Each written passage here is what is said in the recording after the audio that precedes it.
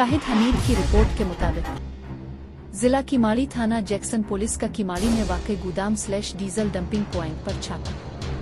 Smuggle शुदा ईरानी diesel की supply / फरोख्त में मुलव्वस इब्राहिम नामी मुलजिम गिरफ्तार। SSP कीमाड़ी मौका से लाखों रुपए मालियत का स्मगल शुदा ईरानी डीजल बरामद कर लिया गया।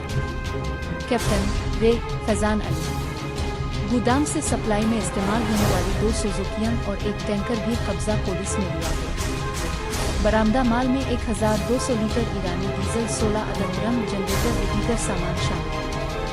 कार्रवाई SHO थाना जैक्सन सब इंस्पेक्टर मोहम्मद मक्खल ने स्टाफ के हमरा अमल में मुलजिम के खिलाफ मुकदमा दर्ज करके मजीद तफ्तीश की जा रही है।